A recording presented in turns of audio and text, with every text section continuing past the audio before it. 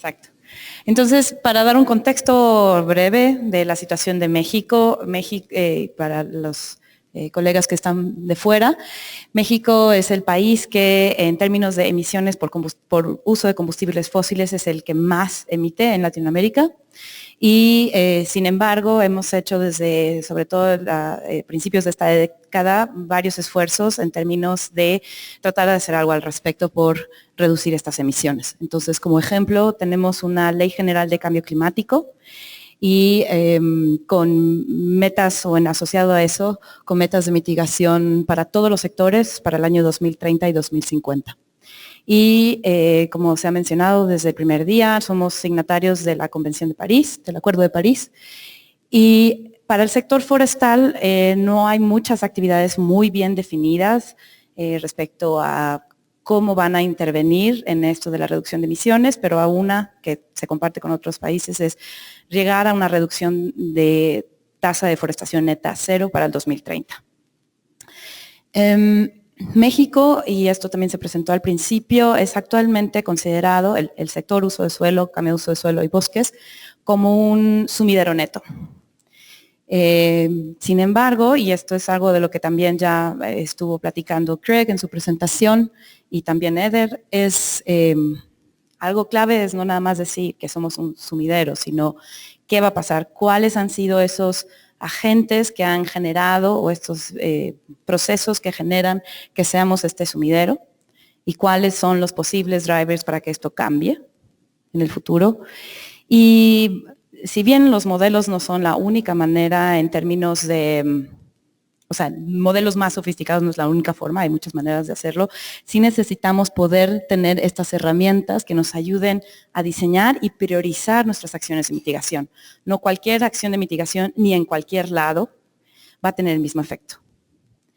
Y sobre todo, empezar a entender a nuestros bosques como realmente son, como un gran sistema en donde por un lado tenemos políticas hacia la reducción de emisiones, por evitar la deforestación, pero por otro lado, por unas cuestiones sociales, económicas, de otra índole, tenemos, por ejemplo, estrategias que van a impulsar a la extracción, mayor extracción de madera, ¿no? No es que esté mal, es que simplemente la atmósfera es la misma, el bosque es el mismo y tenemos que empezar a pensar que aquellas otras estrategias no pensadas para carbono, pero que sí pueden tener un impacto importante, ¿cómo las evaluamos? Entonces, esta colaboración trinacional inicia desde el 2011. En el caso de los tres países, los puntos focales han sido los servicios forestales. En el caso de México, a partir del 2012, con apoyo del gobierno de Noruega, a través del proyecto México-Noruega, CONAFOR pudo participar además de manera más directa a través de lo que era su proyecto especializado en este sistema de MRV. Entonces, desde entonces hemos trabajado de manera conjunta y hay aquí en este sitio publicaciones, reportes y, técnicos de lo que hicimos en ese momento. Y además también quiero mencionar que hubieron muchos socios en el país, que fue una gran oportunidad para también trabajar con academia, o sea, no solo gobierno, sino academia, ONGs, y pudimos colaborar con el gobierno de México para ayudar a presentar algunas cifras que han sido importantes a nivel del país. Por ejemplo, en el 2014, el Programa Nacional Forestal tiene una meta de reducción de emisiones que fue basada a partir de datos de esta colaboración. Lo mismo el RPIN, que se sometió al FCPF en el 2014, también parte de la información que generamos fue sometida ahí. Y recientemente en la estrategia de medio siglo, publicada de manera casi conjunta por México, Estados Unidos y Canadá, en el sentido que los tres países fueron de los primeros en someterlo a Naciones Unidas, tiene ejemplos de lo que podría ser este tipo de escenarios de mitigación basados en las herramientas y datos que les voy a mostrar. Entonces, la primera parte de esta colaboración se enfocaba mucho al desarrollo de herramientas, a la prueba de estas herramientas y mejoras para hacer el cálculo de emisiones y remociones de gases de efecto invernadero en el sector forestal. La primera parte se centraba principalmente a qué pasa en el ecosistema, ¿no? Veíamos transferencias de carbono en los 5 reservorios y a diferentes escalas espaciales, desde rodal hasta paisajes, un estado. Trabajamos en esa etapa en 6 estados del país. Pero como decía Craig, fuimos ampliando la visión a un enfoque mucho más sistémico, en donde finalmente el carbono aquí no queda nada más. Por ejemplo, con el caso de cosecha de madera, dependiendo del destino, del tipo de producto que va a ser, el carbono puede estar ahí, almacenado. Actualmente México no reporta el papel que tienen los productos forestales en el almacenamiento de carbono. No se considera todavía, se reporta este sexto almacén de carbono, ¿no? Sino simplemente se supone que en el momento en que hay una cosecha es inmediata la emisión. Pero como muchos analistas dicen, esto depende del tipo de producto que se hace. Podríamos estar incluso sobreestimando nuestras emisiones. Y la otra parte importante es calcular el beneficio de sustitución. Es decir, y esta es una foto que me gusta, esta es de Hidalgo, en un pueblo en Hidalgo, Maderero, en donde la parte de abajo, si ven, es material de concreto y arriba decidieron ampliar su casa con madera.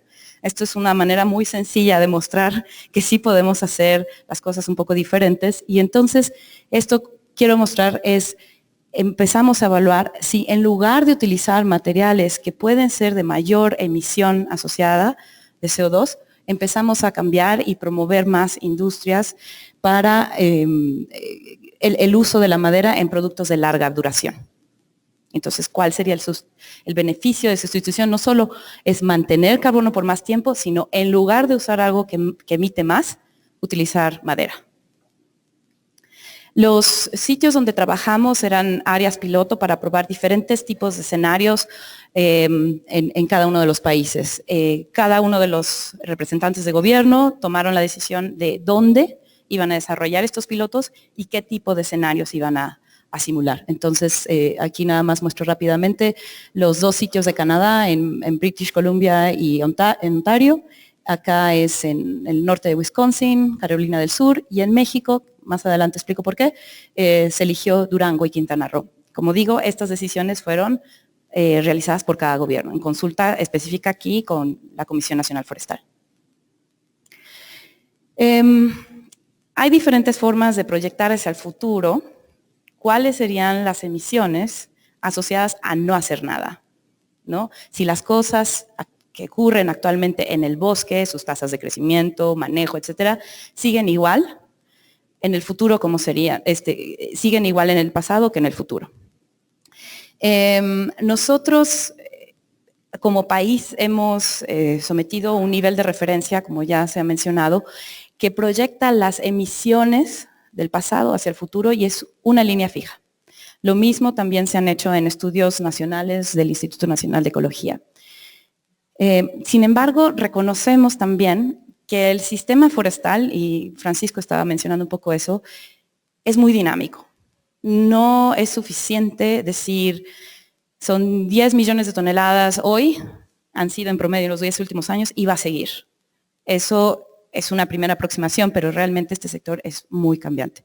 En el sentido que, nada más imagínense, si yo hoy deforesto una hectárea de un bosque relativamente joven y quiero hacer mi proyección 30 años después, esos 30 años esa hectárea de bosque acumuló más biomasa. Entonces, sin mayor complejidad de modelación, simplemente esa misma hectárea que perdiste va a tener más carbono y por tanto la emisión es mayor. Sin cambiar nada más, con tu misma tasa de pérdida anual, que fuera una hectárea, después de 30 años, esa hectárea que perdiste tiene más carbono, por lo tanto, emite más. Así de sencillo. Entonces, creo que podemos ir avanzando hacia entender algunos procesos y representarlos mejor en nuestras proyecciones. Entonces, lo que hicimos en estos escenarios fue toda la información que colectamos de datos de actividad, proyectamos el promedio de los 10 últimos años de datos de actividad hacia el futuro y recalculamos, de acuerdo a los supuestos de cuál es la estructura de edad, a qué tasa crecen los bosques, etcétera, calcular el efecto de esas perturbaciones sobre el bosque. Aquí pongo como ejemplo la información que tenemos histórica, si ven del 2000 al 2010, de la tasa de deforestación bruta, en la barra gris, digamos, la tasa de recuperación del bosque bruta, que es esto verdecito, y la diferencia entre las dos sería la tasa de deforestación neta. En este caso que presento aquí es Quintana Roo, y en general ven que hay más tasa de deforestación bruta que recuperación, por lo tanto la neta sigue siendo negativa, pierdes más bosque neto. Si todo lo demás, no me meto ahorita con incendios ni nada de eso, pero si no tenemos mejor información de cómo van a cambiar esas áreas, como por ejemplo lo que decía hace rato Diana, te cambié el nombre. Adriana, sí, así no me suena, bueno, ya sabemos que la tasa no va a ser en el futuro igual, porque hay otros procesos sociales y otra presión, pero si no tuviéramos ese tipo de información, diríamos, es el promedio de los cambios en el pasado hacia el futuro. Entonces, en promedio tenemos esta tasa de deforestación neta. Nuestro primer escenario que consultamos con CONAFOR fue, bueno, nosotros por mandato, no sabemos cuánta reducción de emisiones es, pero por mandato, al 2030 necesitamos llegar a una tasa de deforestación neta de 0. Y entonces decimos, a partir del 2018, paulatinamente vamos a ir transitando hasta que esta diferencia entre las dos superficies de cambio sea 0. ¿Okay? Entonces la meta es, bueno, calcular las emisiones asociadas a esta tasa de cambio. Y de ahí reportar de acuerdo a nuestros compromisos al 2030 y 2050. Este escenario lo llamamos, solo por facilidad, escenario de mitigación 1, que ese es como que sobre el que más preocupación hay en muchos sectores. Bueno, sectores no, grupos de trabajo. El siguiente escenario, y esto en consulta también con CONAFOR, es en nuestro NDC, nosotros tenemos una meta, además de la deforestación neta 0, de aumentar o fortalecer la protección y restauración de ecosistemas. Entonces, la interpretación que quisimos dar acá es, ¿qué tal que en el 2030, además de llegar a la deforestación neta 0, paulatinamente fuimos incrementando, aunque sea de poco a poco, las áreas de recuperación de bosque? Aquí no llamo reforestación porque reforestación sería una actividad planificada de manejo forestal, ¿no? De gobierno y tal, pero lo que hemos visto, de acuerdo, me dirán los de INEGI y demás colegas, es que en realidad se habla de recuperación del bosque porque mucho viene de abandono de tierras agrícolas. Entonces, pero por eso son bosques secundarios que imagínate que estás ayudando a recuperar, ¿no? Hacia la cobertura forestal. En este caso, la tasa de recuperación del bosque bruta es como de 7,000 hectáreas, eso quiere decir que estoy recuperando como 700 hectáreas. Es realmente muy poquito lo que estoy mostrando en este ejemplo, 700 hectáreas por año. Pero bueno, la idea es generar estos escenarios. El siguiente escenario, el M3, es algo que no se generó al principio pensando en, está inspirado, digamos, en una estrategia que es a la par que la Estrategia Nacional Red. Esta otra estrategia se llama Estrategia Nacional de Incremento a la Productividad. Bueno, es más largo, pero digamos así. Y a la producción y a la productividad. Y tiene como meta, por ejemplo, aumentar al doble la tasa de cosecha anual. Más o menos México está cosechando cerca de 5 o 6 millones y se quería alcanzar el doble. Es muchísimo. Y no se necesita ser un gran modelizador para decir que si sacas más, emites más. Entonces, esta no persigue fines de reducción de emisiones, obviamente, pero está afectando al bosque de manera muy contundente.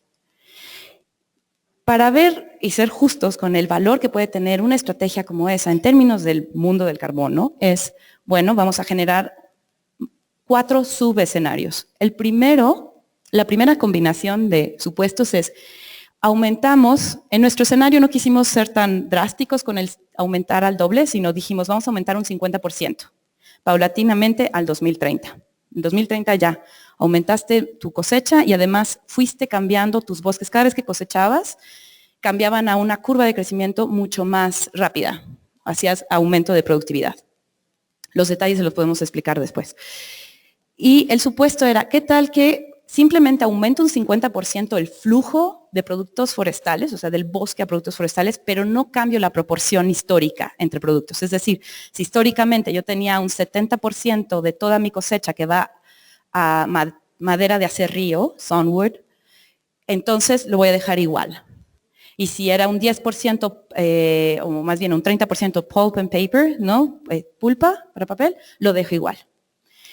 En otro escenario era, no es nada más que siguen las mismas proporciones, pero aumenté el flujo, sino todo lo nuevo va a ir a Sawnwood, a madera de acerrío, porque mi idea es ya pensar en carbono. Y entonces quiero favorecer productos de larga vida. Y el otro componente era, bueno, pero dependiendo del uso de este producto forestal, puedo tener un factor de desplazamiento, puedo pensar en un factor de desplazamiento bajo o uno medio. Es decir, nosotros hicimos una revisión de literatura y existen estudios que dicen, no sé, en promedio, es el promedio, si yo utilizo 1 tonelada de madera, vista en tonelada de carbono, de producto forestal, puedo reemplazar la emisión o evitar la emisión de 3 toneladas de carbono en lugar de usar concreto o acero. Digo, hay variaciones y llegan hasta valor de 7. Nosotros utilizamos un valor medio que consideramos de 2 y otro más bajito de 0.5. Entonces, los siguientes escenarios dentro de M3 son, ¿qué pasa si aumentas la productividad, aumentas la producción, todo sigue igual, pero es un valor de desplazamiento bajo? O en el otro extremo es, aumento la productividad, producción, todo va a producto de larga duración y además tiene un factor de desplazamiento medio, ¿no? Esos serían como los extremos. El siguiente escenario es, bueno, pero en realidad el bosque tiene el conjunto de todas estas estrategias. Entonces, les decía al principio que es bueno pensar como sistema. Nosotros originalmente solo pensamos en lo que pasa en el ecosistema forestal y las acciones que hacemos de, por ejemplo, evitar la deforestación, aumentar la recuperación. Pero también está ocurriendo esto. Pero la historia, digamos, no se queda aquí. Hay todos estos procesos que podemos seguir, ¿no? Para fines de mitigación. Entonces, nosotros lo que hicimos fue calcular el beneficio total, que es la suma de cada uno de estos componentes. Y generamos un escenario en donde combinamos todas las actividades que vamos a hacer en el bosque, más las consecuencias en términos de los otros componentes. No pongo el escenario M1, que es evitar llegar a la deforestación neta cero, porque ya está incluido en este. Este es eso más aumentar la recuperación. Las áreas donde nosotros decidimos trabajar eran 2 en el país a nivel estatal y 2 que fueran contrastantes para probar cómo es el efecto de estas estrategias nacionales con metas nacionales de reducción de emisiones o aumento de cosecha, etcétera, en 2 condiciones muy diferentes en algunos temas, pero similares en, por ejemplo, una larga historia de manejo forestal. Entonces, el primero es Durango, con más del 60% del territorio bajo manejo forestal, principalmente es bosque de coníferas y latifoliadas, sobre todo coníferas, y algo de selvas secas. Aprovecho a decir que la clasificación de los bosques aquí lo van a ver mucho más agrupado que lo que nos presentó Rafa, pero somos consistentes en la forma de agrupar las diferentes clases que se usaron de los mapas de cobertura y uso de suelo de INEGI, y es consistente con el BUR. Que habló Lucila. Y Durango, tan solo Durango, contribuye con 1/3 de la producción nacional de madera. Entonces, hacer cualquier cambio aquí va a tener un gran impacto, eso ya lo vemos, ¿no? El siguiente estado es Quintana Roo. Quintana Roo, en términos de superficie forestal, es un poco menos que Durango. Hay una larga historia de manejo forestal de 30 años, sobre todo manejo forestal comunitario, al igual que en Durango, pero mucho menos superficie bajo manejo. Y la parte importante es que es parte de nuestras acciones tempranas para red. Toda la península de Yucatán aquí está dentro de las acciones tempranas red. Y Quintana Roo, y varios autores dicen eso, debido a su larga historia de manejo, tiene tasas menores de deforestación que los otros que están al lado. La herramienta o el marco de análisis que utilizamos para la parte de dinámica en el bosque, dinámica del carbono en el bosque, es la que mencionó Craig, del Servicio Forestal Canadiense, tiene más de 20 años de haberse generado y se ha publicado sus métodos y demás. Si quieren por lo menos una idea general de la lógica del modelo, aquí está un artículo. pero lo que yo quiero enfatizar es lo que nosotros utilizamos. El modelo requiere diferentes tipos de insumo, es básicamente un enfoque de ganancias y pérdidas, es decir, lo que estamos haciendo en México para los reportes es de cambios en los reservorios, pero también, y esa es una ventaja que tiene México, estamos explorando el enfoque de ganancias y pérdidas. Y con esto quiero decir que no es que uno esté bien, otro esté mal, tenemos la posibilidad de entender diferentes enfoques metodológicos para acercarnos a lo que sería, entre comillas, realidad, ¿no? ¿Qué está pasando con nuestros bosques? Y entonces, los datos que utilizamos o que requiere este enfoque de ganancias y pérdidas es que tienes que definir un año de inicio, en donde tienes que definir las características de tu bosque, o sea, cuánta superficie de bosque tienes, cuál es la estructura de edad que tienes, cuál es la tasa de crecimiento, etcétera.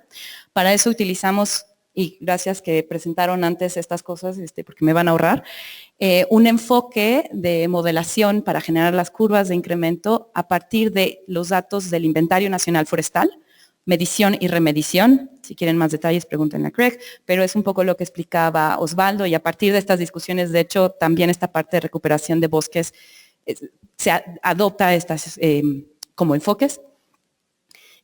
Sí, no tenemos edad de nuestros bosques como tal, como estructura de edad, pero como tenemos tantos puntos del inventario, para estos dos sitios tenemos cerca de 2,000 conglomerados del inventario, y utilizamos un enfoque de corregiones para estratificarlos. Lo que pudimos hacer es utilizar por ahora como proxy el contenido de biomasa como proxy de edad. Es decir, mucha biomasa es más viejo, poca biomasa es más joven. Tiene también sus retos, podemos platicarlos después. El siguiente tipo de información importante tiene que ver con los datos de actividad, ¿no? Nosotros, no me voy a detallar ahí, afortunadamente ya lo presentaron, Carmen, en cómo se utiliza los mapas de INEGI, la intersección, para generar matrices de transición y de ahí sacar periodos de cambio, los cuales anualizamos las tasas de recuperación del bosque y pérdida. Pero lo que pudimos hacer en este caso es también incorporar las estadísticas a nivel municipal, no solo estatal, sino por municipio en estos estados, de cuánta madera se cosecha por año y cuántos incendios o superficie quemada ocurre por año. Entonces, la pregunta de Fernando, espero poderla responder acá con un ejemplo, pero pudimos meter más variables en términos de datos de perturbación que vienen de fuentes oficiales a nivel municipal.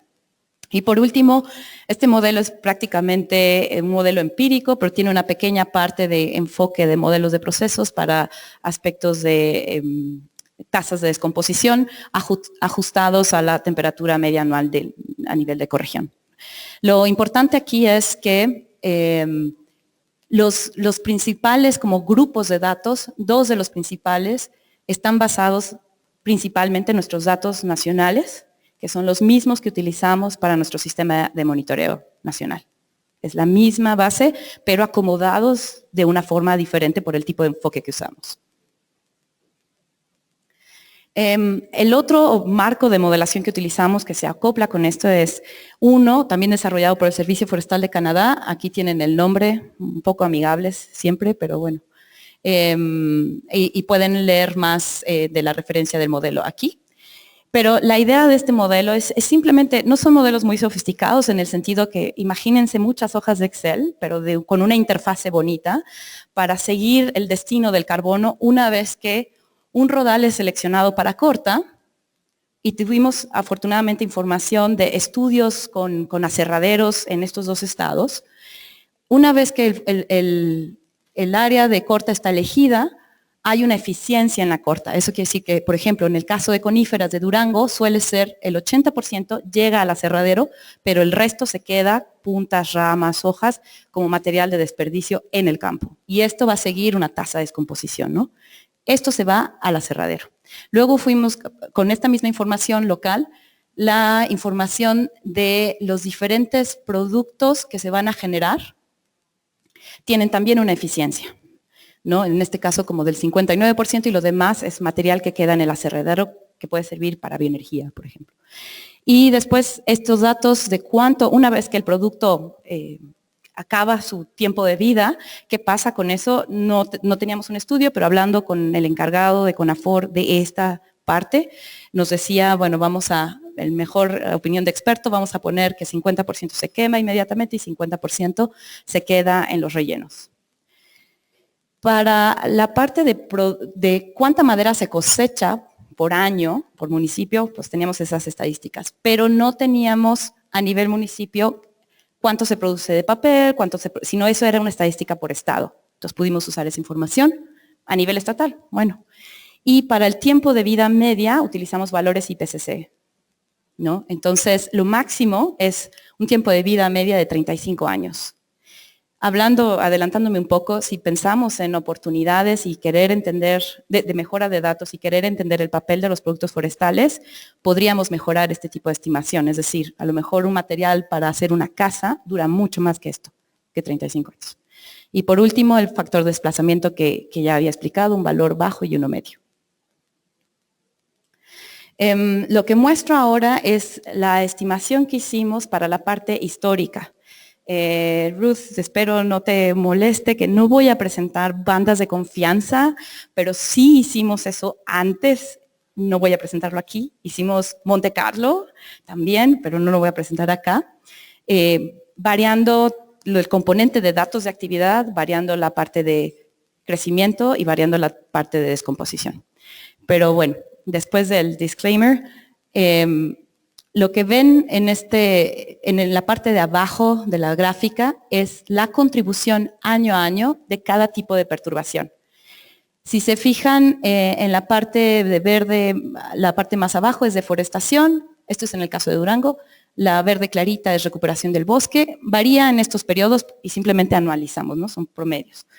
En el caso de cosecha y en el caso de incendios es más variable, sobre todo es más evidente en el área quemada año a año. Creo que se usó no la de PowerPoint, ¿verdad? Sino el PDF. Sí. Pues bueno, trato de seguirle. No, sí se puede. Y mientras digo rápido.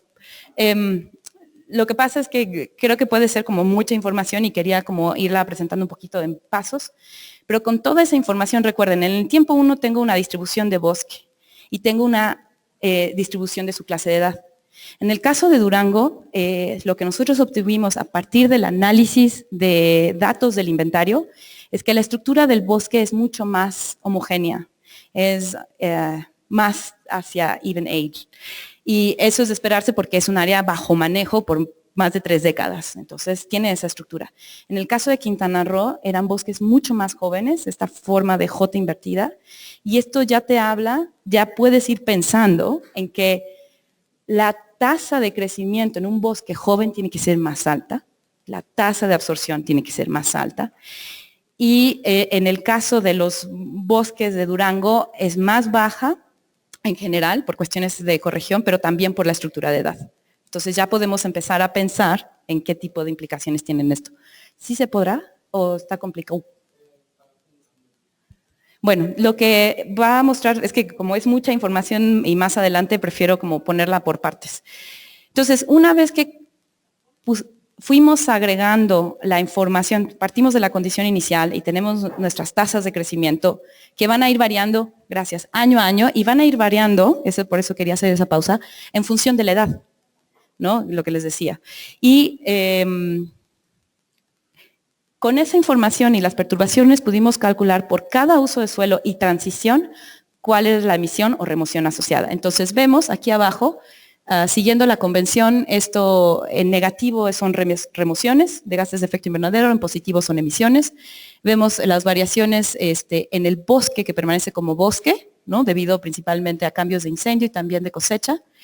Muy poca contribución en la remoción de recuperación de bosque. En Durango es muy poquita. Y un poco más, pero se ve el efecto de las emisiones, se ve bajo de todas maneras el efecto de las emisiones debido a cambios de de bosque a no bosque, ¿no? Y va así conforme a los periodos. La tasa de deforestación en Durango es relativamente muy pequeña, ¿no? Por esto del manejo forestal. Pero al final lo que queremos reportar es el balance neto de todo esto. Entonces, acá tenemos, quedó así. El balance neto es este. Entonces, lo que vemos es esta variación año a año de la suma neta de todos estos procesos. Entonces, otra vez, En el enfoque que tenemos actualmente es el promedio de emisiones, pero acá estamos haciendo un poquito desagregar para entender qué es lo que conlleva esta suma de aspectos en el balance neto. Bueno, entonces es la misma idea, pero ahora proyectando el promedio de los 10 últimos años de datos de actividad en cada uno de los estados. Las escalas son las mismas, entonces si ven la deforestación en Quintana Roo, que es aquí abajo, es más alta que la de Durango, pero el manejo forestal, las áreas bajo manejo forestal son muy pequeñas y en términos de incendios son muy variables y más o menos de la misma magnitud en los dos estados. Y el balance neto, tenemos que ambos estados son sumideros netos, tanto en la parte histórica como hacia el futuro, pero que esta fuerza del sumidero neto va a cambiar. Y tiene que ver con lo que les contaba yo antes y decía Craig. Aún partiendo de un supuesto de que no va a cambiar la tasa de deforestación, o sea, no va a aumentar, las emisiones van a aumentar. Y es muy sencillo explicar por qué. Si la tasa de deforestación es en México menos del 1%, el resto del bosque está creciendo y está siendo afectado, pero está creciendo y se está haciendo viejo. Conforme pasa el tiempo, tienes tres cosas que se juntan. En la medida que tu bosque se hace viejo, una hectárea perdida de un bosque viejo vale más que una hectárea perdida de bosque joven en términos de emisiones, primero. Segundo, esta absorción no es de las 100 hectáreas que yo tenía aquí, no, es menos lo que haya perdido en el tiempo, entonces tienes menos bosque que está capturando, porque has perdido. No es la misma superficie de bosque que permanece como bosque, en el tiempo tienes menos. Y la tercera es que conforme se hace viejo, su capacidad de remoción es menor. Entonces esas tres cosas, tan solo esas tres así de sencillas, nos hacen pensar respecto a los niveles de referencia que queremos reportar. No estoy diciendo que hay que reportarlo así, pero por lo menos empezar a pensar en que proyectar hacia el futuro en el sector forestal tiene su chiste también, ¿no? Pero lo que se trata más esta presentación es de poder generar información respecto a las implicaciones de los escenarios de mitigación. Entonces, lo que vemos aquí, Durango arriba, Quintana Roo abajo, es la diferencia entre el escenario línea base y cada escenario de mitigación. Entonces, sobre cero no hay diferencia con el escenario línea base, es decir, no habría ningún beneficio o un efecto negativo. Lo que ven arriba de cero implicaría más emisiones y lo que ven abajo del cero implicaría más remociones respecto a la línea base. Entonces, lo que ven en ambos escenarios aquí, esta línea azul con rayitas y acá, es producto de evitar la deforestación neta cero. Entonces, sí, como ya sabíamos, evitar la deforestación genera un beneficio de mitigación que puede ser relevante respecto a la línea base, no hacer nada. Y es mucho más relevante en Quintana Roo que en Durango. Muy sencillo, Durango la tasa de deforestación es menos que en Quintana Roo, pero además en Quintana Roo la biomasa acumulada es el doble de la de Durango. Entonces, evitar una hectárea de bosque perdida en Quintana Roo es mucho más relevante. Pero si ven en la línea negra, esto tiene que ver con cosechar más. Ya les decía que el país, 30% de la madera cosechada del país viene de Durango, entonces tiene un efecto negativo bastante alto, casi del mismo tamaño que evitar la deforestación en ese estado. En cambio, en Quintana Roo, no pinta, ¿no? Entonces, como mensajes clave es, cuando nosotros estamos pensando en la implementación de esas estrategias nacionales, es importante empezar a avanzar hacia esta parte como más pequeña, subnacional o no sé cómo decirlo, entendiendo las diferencias debido a tasas de crecimiento, tasas de deforestación, porque los beneficios no van a ser los mismos, obviamente. Y lo otro es que quizás, por ejemplo, algunos de nuestros datos son a nivel municipal y quizás en Durango son muchos municipios, ahora recién perdí la cuenta, pero solo son como 6 los que proveen. O sea, son más de 20 y son solo 6 los que proveen esta cuestión de la cosecha. Entonces, quizás podemos trabajar sobre esos municipios, mejorar la calidad de los datos y representar bien al país, al Estado, ¿no? El otro aspecto que quiero destacar es que cuando se implementa la acción de mitigación, obviamente tiene un efecto. En nuestro escenario de evitar la deforestación, en el momento en que evitas la deforestación, ya es un beneficio. Entonces, evitar deforestación siempre te va a dar beneficios en corto plazo. Pero si quieres hacer una política de recuperación de bosque, o si quieres hacer cambio de productividad, eso lleva tiempo. Entonces, no puedes pensar en una política de recuperación del bosque con un panorama de 20 años. Por más que reforestes, tiene 20 años, el más viejo, ¿no? Entonces, pensar en cuándo quieres implementar tu acción de mitigación tiene que ver con cuándo puedes evaluar su beneficio. Entonces, esas acciones de largo plazo, entre más pronto las implementes, pues mejor, ¿no? Como cambiar a un sistema de manejo más eficiente. Ya son casi los últimos resultados. Esto sería, lo que les mostré hace rato, era el beneficio anual, o sea, la diferencia entre la línea base y cada escenario de mitigación año a año. Y esto es el beneficio acumulado, que esto es al final lo que vamos a reportar, ¿no? Todas estas acciones que hacemos año a año, para un cierto año de corte, 2030, por ejemplo, ¿cuál es nuestro beneficio? Entonces, si veían la gráfica anterior, veíamos en el extremo aumentar la cosecha, así nomás, o evitar la deforestación, así nomás. Y estos son como los resultados de sumar los 3 componentes del sistema. Pero si ven en Durango, debido a las posibilidades que podemos evaluar de, bueno, sí, aumentamos la cosecha, pero los productos se van de larga duración y además tengo un factor de sustitución bajo o alto, entonces tenemos toda una gama de posibilidades de resultados. De hecho, la mayoría, aunque generes un factor de uses un factor de desplazamiento medio, siempre va a ser más emisiones respecto a la línea base, excepto si logras combinar, que es este escenario, además evitar la deforestación. Solo en este caso, evitar la deforestación compensa. En el caso de Quintana Roo es mucho más sencillo, porque les decía, es muy poco lo que se hace de manejo, entonces cualquier acción que haga derivada de ese material que se aprovechó, pues tiene poco impacto. Esto es el beneficio acumulado de la suma de todos los componentes año a año. Lo que voy a mostrar ahora, entonces, es la suma de cada componente solo para el año 2050. Entonces, lo que vamos a ver es, en lugar de un punto en el tiempo, que es la suma de todo, es cómo se divide por componente del sistema. Ya les decía, M1 y M2 es evitar básicamente deforestación. ¿Y eso es donde se hace? En el componente de ecosistema forestal. Ya. Pero se pone más interesante cuando empezamos a combinar.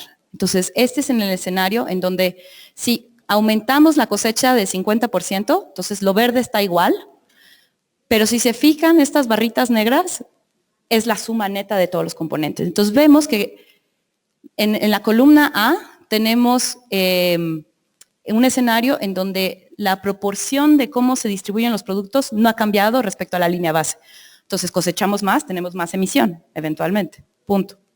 Pero en este caso, todo lo que cosechamos más se va a productos de larga vida. Entonces las emisiones de haber cosechado es un poco menos. Y esto es lo mismo. Pero en el caso de abajo es si usamos un factor de desplazamiento bajo o usamos un factor de desplazamiento alto. Es decir, lo que les decía hace rato, igual la misma cosecha en el bosque, pero si todo va de larga duración y además un desplazamiento neto, esta rayita va acercándose al 0. Y si yo sustraigo la cosecha, la emisión de la cosecha respecto a la remoción de evitar la deforestación, entonces esta rayita, ya la combinación de sectores, me produciría un beneficio positivo en términos de mitigación. Y esto además pensando en otros cobeneficios, es decir, no se trata nada más de aumentar la cosecha ya, es que eso puede ser empleos, eso puede ser conservación de biodiversidad, etcétera. Entonces aquí algunas como ideas claves, aumentar la cosecha obviamente va a tener implicaciones en más emisiones, pero puedes generar más cobeneficios si sabes combinar con tus otros componentes. Y algunos otros puntos es que tenemos más incertidumbre en estos factores de desplazamiento, entonces a lo mejor en el caso de estos lugares de alta cosecha sería interesante empezar a buscar información más detallada o más precisa y no quedarnos con datos como 35 años es el tiempo de vida media de un producto forestal, porque sabemos que si va para una casa puede durar hasta 100 años. Entonces estamos siendo bastante conservadores, pero podríamos mejorar nuestras estimaciones aquí. Es más rápido Quintana Roo porque, como les decía, es básicamente el beneficio del balance neto está dado por lo que ocurre en el bosque, y aún combinando todos los escenarios, pues el efecto de mitigación cambia muy poco. Digamos, es alto el nivel de mitigación debido a lo que es evitar deforestación. Ahora, se podría ver como, qué pena, en Quintana Roo no podemos hacer gran cosa con los productos forestales, pero en realidad podemos pensarlo de otra manera, es decir, la tasa de deforestación, yo solo les he presentado el potencial de mitigación biofísico. Hay toda una cuestión socioeconómica, política, de implementar esto.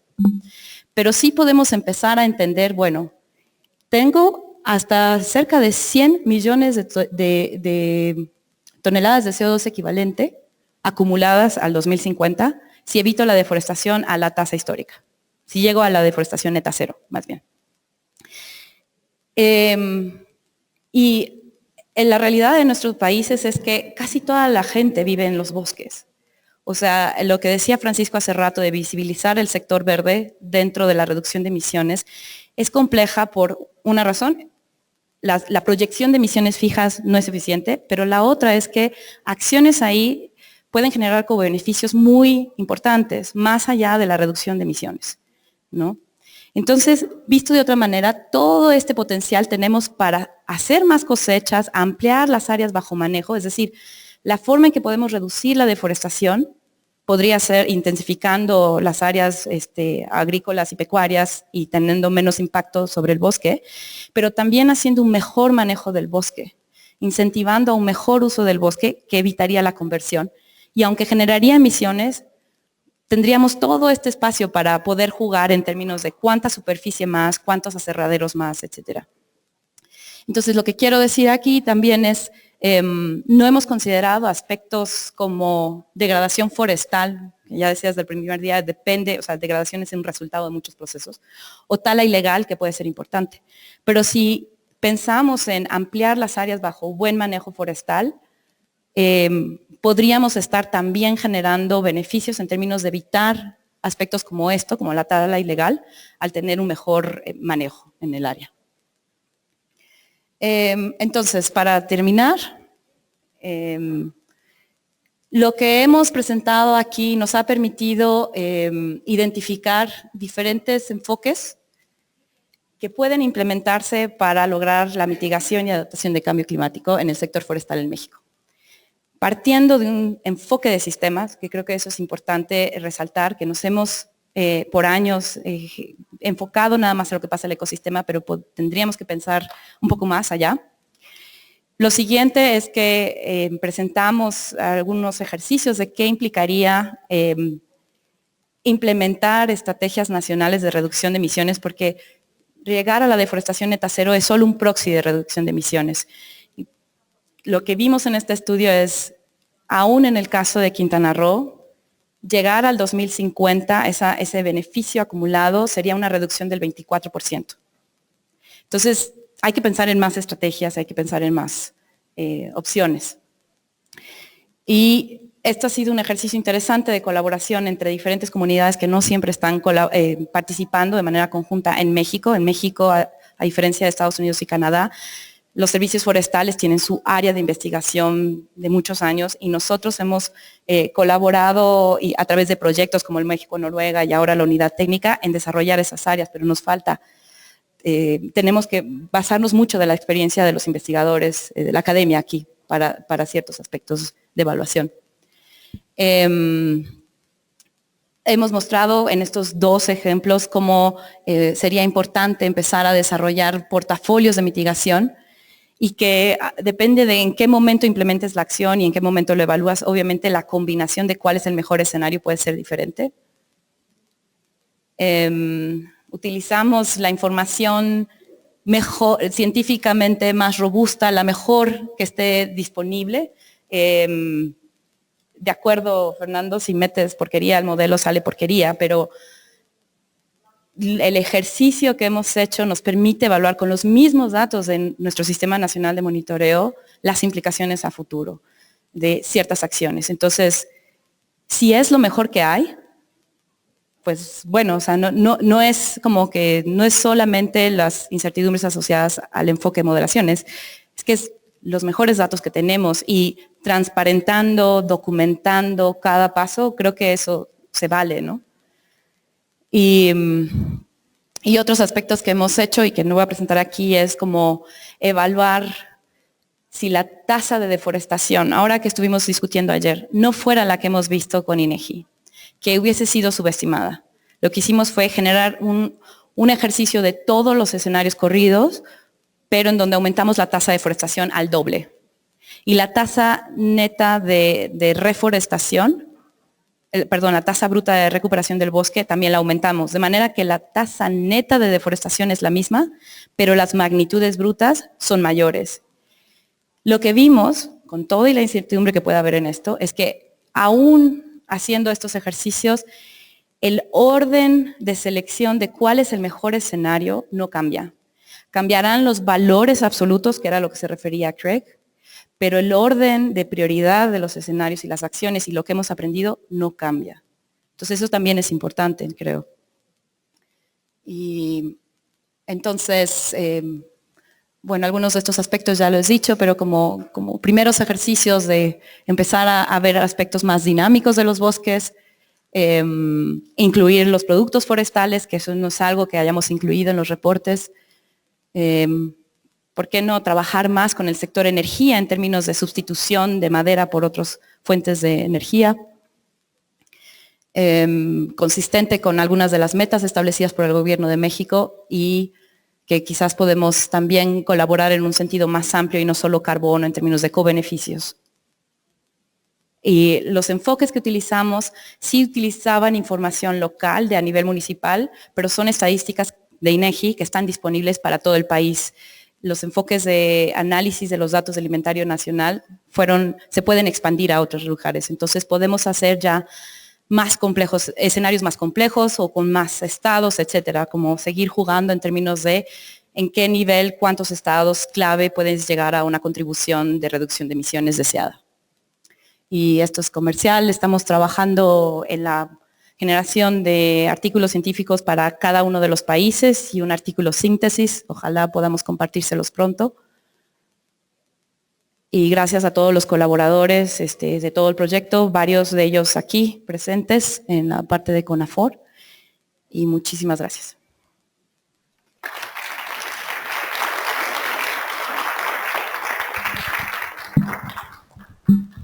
Bueno, muchas gracias, Marcela. ¿Alguna pregunta?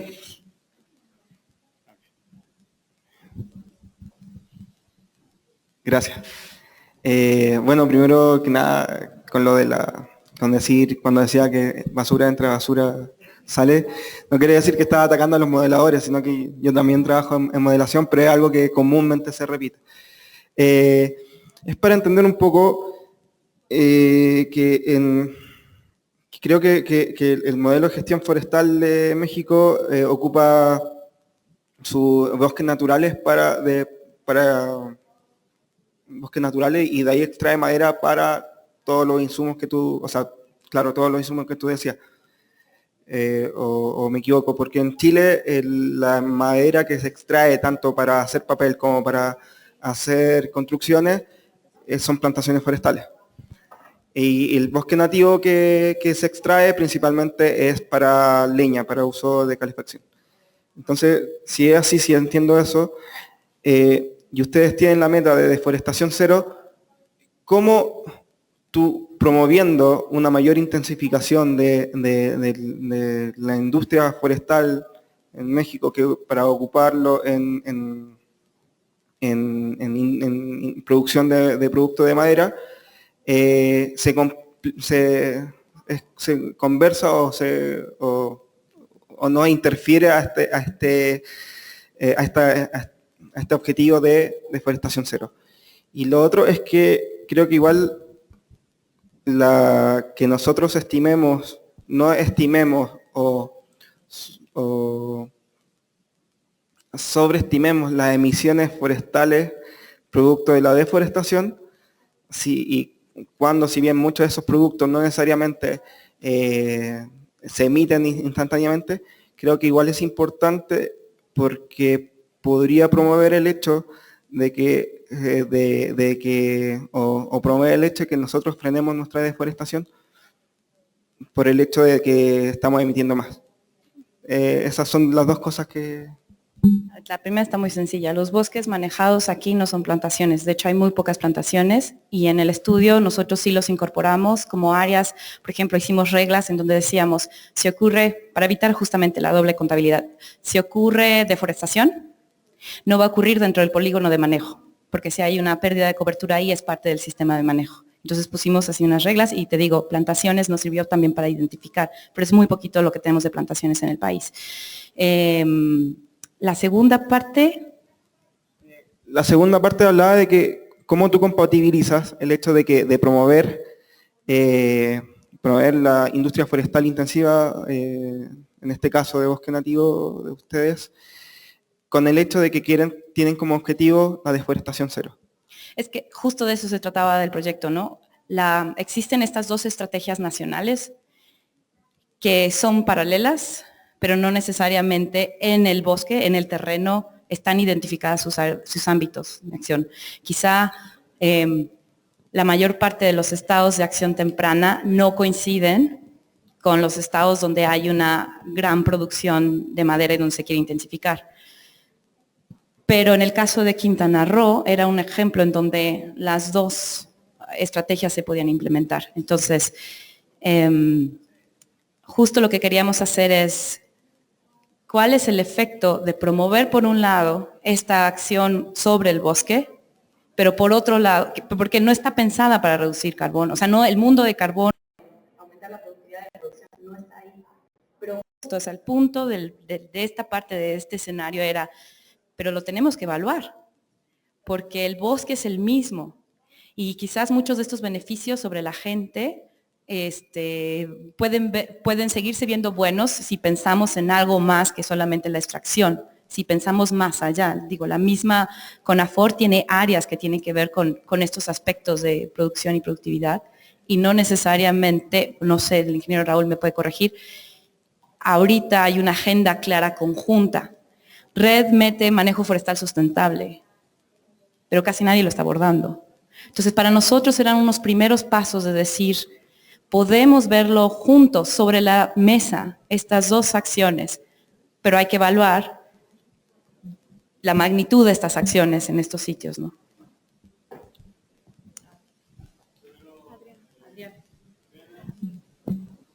Bueno, Marcela, muchas gracias. Yo en primer lugar quisiera resaltar que tanto la presentación de Craig como la tuya son motivadoras. O sea, es verdad que a veces, al menos también en nuestro caso, nos da temor de usar modelos no solo para en el contexto red, sino para la toma de decisiones. Y mi pregunta iba en ese sentido, o sea, muy interesantes los datos, obviamente se ve como el impacto que tendría esto en la generación o modificación de las políticas públicas y las acciones. Quisiera saber qué tanto incidencia está teniendo estos resultados precisamente con los tomadores de decisiones, no sé si a nivel de Estado, en el gobierno nacional, y lo pongo sobre la mesa porque ahorita como país tenemos un desafío similar, no solo en el contexto de red, sino de generar, digamos, modelos de desarrollo rural para apoyar un poco lo que es evitar la deforestación o el deterioro de nuestros recursos naturales por todo lo que se viene después de posconflicto. Sería interesante también saber, o sea, cómo estos resultados que desde otra óptica son muy académicos, están incidiendo en esos tomadores de decisión. Voy a ser súper sincera. Es un poco extraña la forma en que se recibe este tipo de información y lo voy a decir así súper sincera, ingeniero Raúl, tápese los oídos.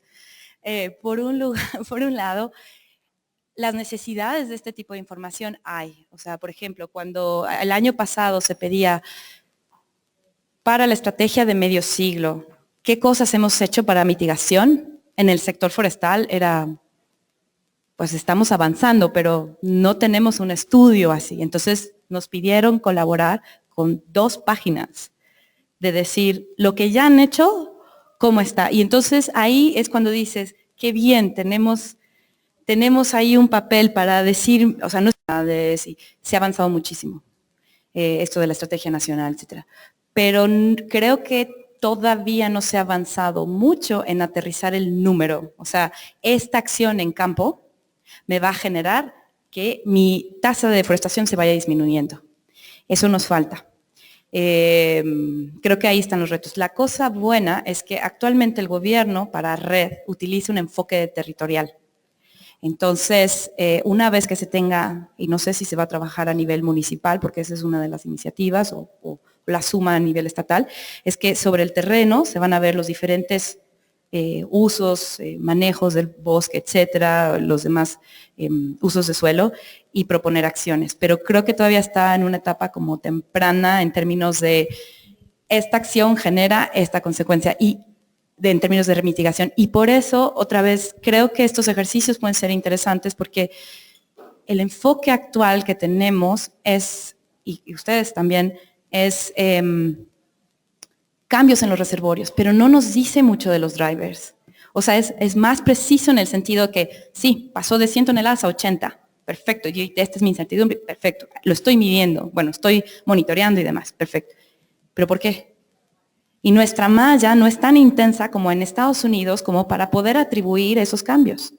Entonces necesitamos utilizar esas estadísticas que existen, necesitamos información adicional para poder entender cuáles son esos drivers y poder proyectar si yo cambio este driver en el futuro que va a generar. Entonces, esa sería mi respuesta, que vamos caminando hacia eso, que afortunadamente existe un plan de ordenamiento territorial que seguramente va a ser un gran instrumento y que lo que les he presentado es como una primera aproximación al potencial biofísico de llegar a una reducción de emisiones. Súper interesante su presentación. Osvaldo, ahora puedo trabajar con ella también, ¿verdad? Sí, la consulta va porque en Honduras existen bajo planes de manejo como 300.000 hectáreas, en las cuales se cuenta con un crecimiento promedio de cada una de estas áreas. Y no todas estas áreas fueron afectadas por el gorgojo, pero la pregunta es, algunas áreas de estas las llevan a una corta final, pero es parte del manejo, o sea, su cobertura queda en cero, pero 2, 3 años ya existe una regeneración establecida. ¿Cómo reportar estas áreas? Igual con las que fueron afectadas por plaga, que están bajo manejo. Pero también, o sea, tenemos tanta investigación, lo único que no se utiliza.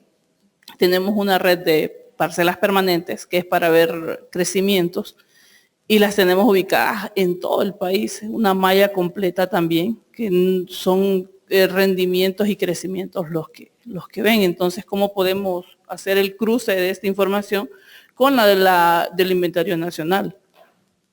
Osvaldo no me va a querer porque voy a responder una parte y después le pregunto a Kimberly la otra. Pero bueno, la primera es, yo creo que en nuestros países existe muchísima información que nos pueden ayudar a mejorar nuestra toma de decisiones, definitivamente. Entonces, quizá ya llegamos a un punto en donde tenemos un sistema muy bueno para calcular biomasa a través de árboles de decisión, etcétera, ¿no? Suficientemente sofisticado y bueno para darnos unas buenas estimaciones de biomasa, pero a la par a lo mejor deberíamos estar trabajando en un sistema único de datos de actividad que compila información de reportes, datos de experto, sensores remotos, datos de las parcelas, o sea, eso nos hace falta para entender el panorama conjunto. Yo creo que planes de manejo, todo eso, ponerlo sobre la mesa. En el caso particular del efecto de perturbaciones naturales, por eso decía que Kimberly seguro nos puede ayudar, es interesante el caso de Honduras, porque son perturbaciones naturales que vas a cosechar porque era tu plan de manejo, entonces quizás no afecta ahí la perturbación, pero en los casos donde aumentaste tu cosecha debido a la perturbación, porque tenías que sacar la plaga del bosque, yo no sé si eso cuenta como unas emisiones que van a ir en reducción de tu compromiso ante red, o si pudieras, si haces un manejo de ese bosque y lo mandas a productos forestales de larga vida y todo eso, algo de esas emisiones todavía puedes como recuperar en términos de que no son emisiones inmediatas. O sea, no sé si me explico. O sea, la respuesta es, hay una cuestión seguramente de reglas, de cómo reportar en caso particular donde tienes una mezcla de acciones humanas y disturbios naturales. Y mi pregunta a Kimberly es, ¿cómo reportas en ese caso? Y si aspectos como productos forestales de larga vida, pudieras reportarlo como una acción que evita emisiones. Okay. Thanks. Thanks for that question. Gracias por esa pregunta. Entonces, la manera que se manejaría esto sería de la misma forma que las guías de IPCC, porque los reportes ROE tienen que ser consistentes. Yo diría que en esa forma, ustedes estarían tratando de aplicar el manejo de la tierra, el proxy del manejo de la tierra, porque no estaríamos factorizando estos disturbios. Eso ya ha sido evaluado que sea muy complejo. Y más bien estarían capturando las emisiones y reducciones para sus actividades relevantes en esas tierras que han estado categorizadas como manejadas. Si los cambios son debidos a disturbios naturales, eso sería incluido debido a ese enfoque. No estarías esperando el poder factorizar eso del antropogénico, del componente antropogénico. ¿Sí responde la pregunta? Y podría ser capaz de pedir o de ver las reducciones si deciden que en lugar de solamente quemar esa madera o dejarlo descomponer, hacen algo que va a sustituir a algo de las, pues no sé, partes de las construcciones que Bettina decía que algunas de la madera que ahora se está cosechando realmente se utiliza para hacer casas. ¿Puedes reclamar alguno de ese carbón? Nunca había escuchado esa pregunta antes. Creo que es una buena pregunta, pero requiere más pensamiento. Si está reduciendo, si el manejo del bosque, la manera en que se está manejando este bosque y la manera en que esos productos, hacia dónde van, si han sido rastreados, me imagino que podrían ser capturados como una actividad bajo manejo sustentable del bosque, que es una actividad de REDD+. Y no veo ninguna razón por la cual esto se pudiera prevenir. Esto más bien hay que ver esto para poder hablarlo más a profundidad. Muchas gracias. Pues de nuevo, muchas gracias, Marcela. Sí.